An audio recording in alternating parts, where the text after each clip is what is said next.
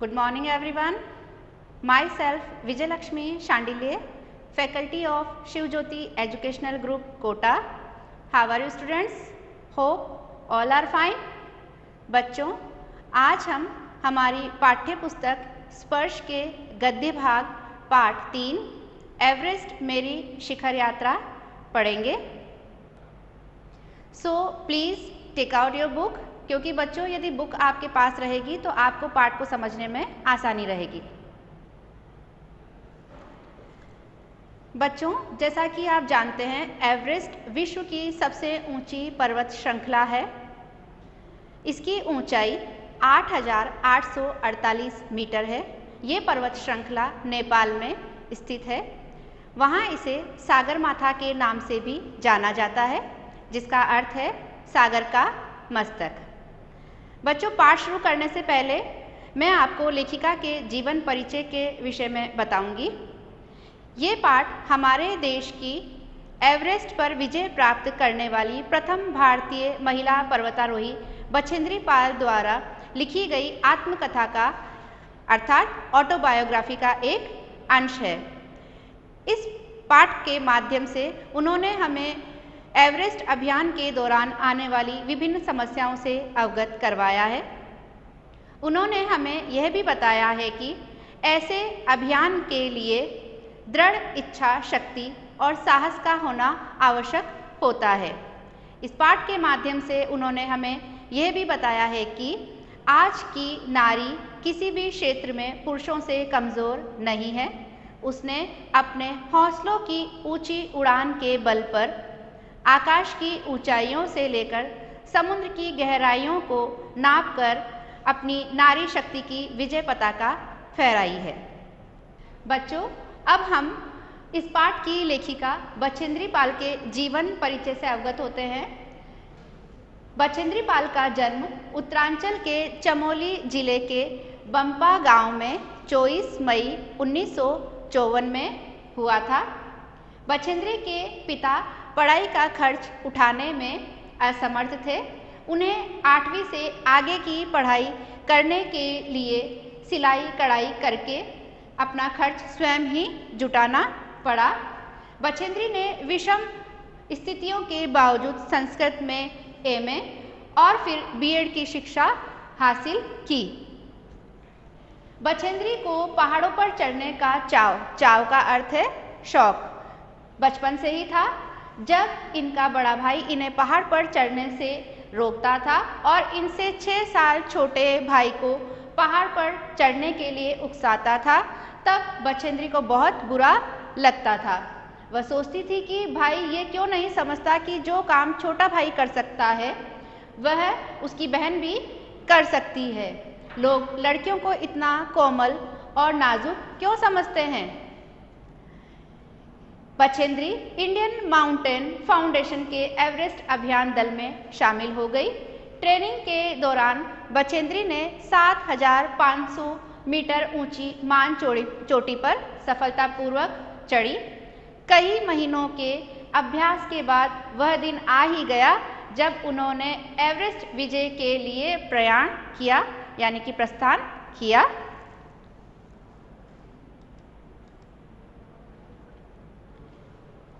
अब बच्चों, हम इस पाठ के सार से आप सभी को अवगत करवाएंगे।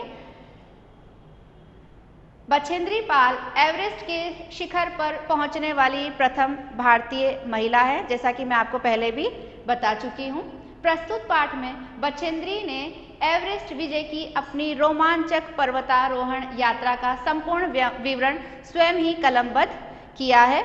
कलमबद्ध का अर्थ मैंने आपको स्वयं बता दिया था कि ये उनकी आत्मकथा है, यानी कि ऑटोबायोग्राफी है, यानी उनके स्वयं के द्वारा लिखी गई है। एवरेस्ट अभियान दल 7 मार्च को दिल्ली से काठमांडू के लिए हवाई जहाज से चल दिया। एक मजबूत अग्रिम दल, अग्रिम का अर्थ होता है आगे, जो पहले आगे जाता है। अग्रिम दल बहुत पहले ही चला गया था, जिससे कि वह हमारे बेस कैंप का अर्थ है आधार शिविर, यानी कि मुख्य शिविर। बेस कैंप पहुंचने से पहले दुर्गम हिमपात के रास्ते को साफ कर सके।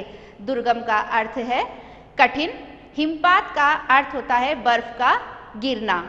मैं एक बार फिर से रिपीट कर रही हूँ, दुर्गम यानी कि कठिन, और हिमपात का अर्थ है बर्फ का गिरना। हिमपात के रास्ते को साफ कर सके, क्योंकि एवरेस्ट जैसे अभियान में तूफानों का आना एक रोज़मर्रा का वहाँ पर रहता, मौसम खराब होने की स्थितियाँ वहाँ बनी रहती है। तो इसीलिए जो बेस कैंप पहले आगे चला गया था, वह इन सारी समस्याओं को रोकने के लिए पहले से ही दूसरे जो दल पीछे आ रहे हैं उनके लिए मार्ग को साफ वो करता जाता है, लेकिन फिर भी वहाँ पर ये परेशानियाँ आती ही रहती है। बचेंद्री ने नमचे बाजार पहुँचकर एवरेस्ट को निहारना अर्थात देखा। इस स्थान को सागर माथा भी कहते हैं, मैंने आपको पहले भी बताया है। अधिकतर शेरपा यहीं रहते हैं। बचेंद्री ने एवरेस्ट पर एक बड़ा भारी बर्फ का फूल देखा। फूल यानी प्लूम यानी बर्फ का एक हल्का टुकड़ा उड़ते हुए देखा। पता चला जब पर्वत शिखर पर 150 किलोमीटर से अधिक की गति से हवाएं चलती है तो सूखी बर्फ के उड़ने से ये फूल सा बन जाता है। बर्फ का ये ध्वज 10 किलोमीटर से भी लंबा हो सकता है। बर्फ पर चढ़ने वालों को इन चुनौतियों का सामना करना पड़ता है। किसी साधारण व्यक्ति की तरह बचेंद्री को डर तो लगा, परंतु फिर भी उन्होंने इस चुनौती को स्वीकार किया, क्योंकि वह बहुत ही दृढ़ इच्छा शक्ति वाली महिला हैं। 26 मार्च को अभियान दल पेरिच पहुंच गया था। इन्हें बर्फ के खिसकने से हुई शेरपा कुली की मृत्यु का समाचार मिला। हिमपात के समय बर्फ के खंड बेतरतीबी से गिरते हैं, यानी कि अव्यवस्थित तरीके से गिरते रहते हैं, और ग्लेशियर के बहने से बड़ी बड़ी चट्टानें फौरन गिर जाती हैं। ग्लेशियर का अर्थ है बर्फ की नदी। ऐसे में धरती में दरारें पड़ जाने से खतरनाक स्थिति बन जाती है। दूसरे दिन वे अपना अधिकांश सामान हिमपात के आधे रास्ते तक ले गए और डॉक्टर मीनू मेहता से इन्होंने एल्यूमिनियम की सीढ़ियों से अस्थायी पुल बनाना, रस्सियों का उपयोग, बर्फ की आड़ी तिरछी दीवारों पर रस्सी बांधना आदि सीखा। तीसरे दिन गीता गोम्बू के साथ लेखिका ने हिमपात का अर्थ है बर्फ का गिरना, से कैंप तक सामान लेकर चढ़ाई की। बेस कैंप को सूचना देने के लिए इनके पास एक वॉकी टॉकी भी थी, जिससे इन्होंने कर्नल खुल्लर को अपने कैंप पर पहुंचने की सूचना दी। अंगदोर्जी, लोबसांग, गगन बिस्सा 29 अप्रैल को साउथ कोल पहुंच गए थे, जहां उन्होंने 7,900 मीटर पर चौथा कैंप लगाया। अंगदोर्जी, गगन बिस्सा, लोबसांग, लहाटू, डॉक्टर मीनू मेहता, ये सभी एवरेस्ट अभियान के दौरान बचेंद्री के साथ चल रहे थे। जब अप्रैल में लेखिका बेस कैंप में थी तो तेंजिंग ने अपनी सबसे छोटी सुपुत्री डेकी के साथ इनके पास आए तथा इन्होंने दल के प्रत्येक सदस्य के साथ बात की थी। लेखिका ने जब स्वयं को पर्वतारोहण में नौसिखिया बताया, नौसिखिया का अर्थ होता है नया सीखने वाला, नौसिखिया बताया तो उन्होंने लेखिका के कंधे पर हाथ रखकर कहा, उनका हौसला बढ़ाने के लिए तेंजिंग ने कहा कि तुम एक पक्की पर्वतीय लड़की लगती हो, तुम्हें तो शिखर पर पहले ही प्रयास में पहुंच जाना चाहिए। 15-16 मई 1984 को वह बुद्ध पूर्णिमा के दिन लोहत्से की बर्फीली सीधी ढलान पर लगाए गए तंबू के कैंप में थी। इनके साथ लोबसांग और तशारिंग तथा अन्य लोग दूसरे तंबुओं में थे।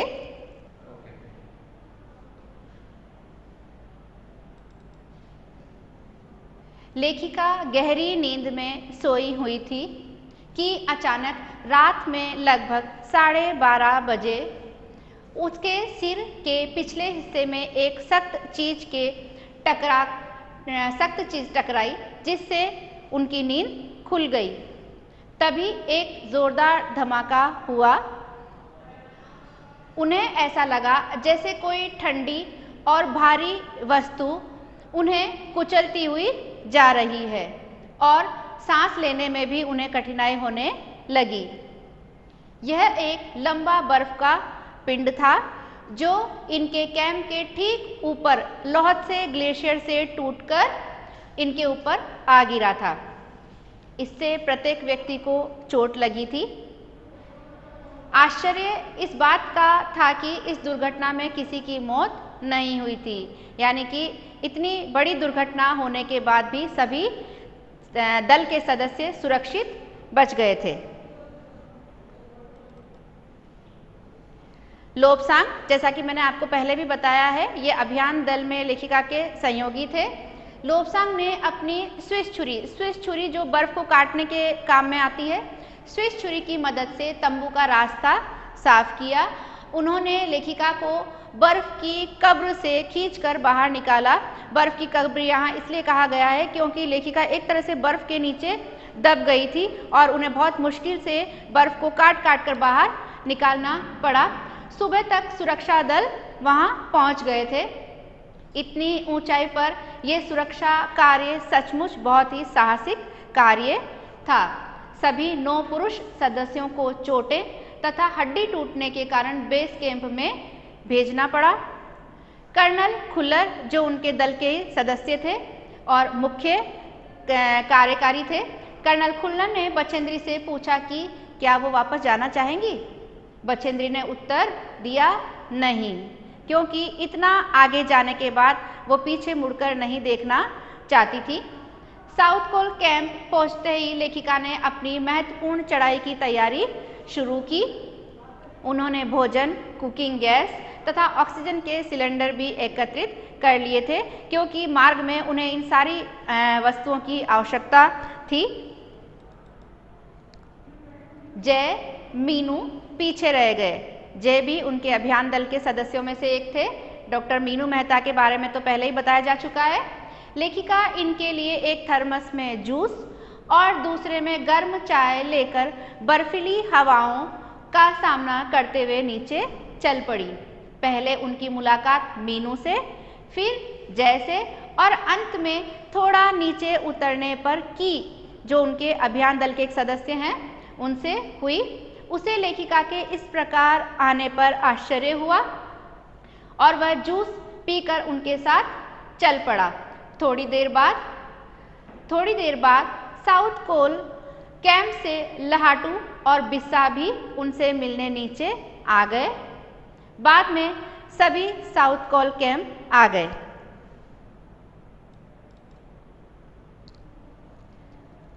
अगले दिन सुबह 4 बजे उठकर लेखिका ने बर्फ को पिघलाकर चाय बनाई और बिस्कुट तथा चॉकलेट का नाश्ता करके 5:30 बजे तंबू से बाहर निकल आई।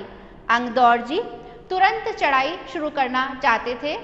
एक ही दिन में साउथ कोल से चोटी तक जाना और लौटना बहुत कठिन और मेहनत का कार्य था। सुबह 6:20 पर ये और अंगदौर जी साउथ कोल से निकल पड़े और 2 घंटे से भी कम समय में वे शिखर कैंप पर पहुंच गए। उसे लगा कि वे दोपहर के 1 बजे तक चोटी पर पहुंच पाएंगे। लहाटू भी वहां पहुंच गया। चाय पीकर इन्होंने फिर चढ़ाई शुरू की। ये नायलॉन की रस्सी के सहारे आगे बढ़ रहे थे।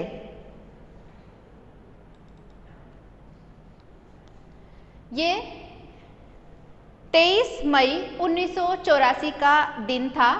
दोपहर के 1:07 हुए थे।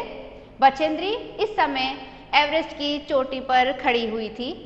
ये उनके लिए एक बहुत ही अद्भुत क्षण था।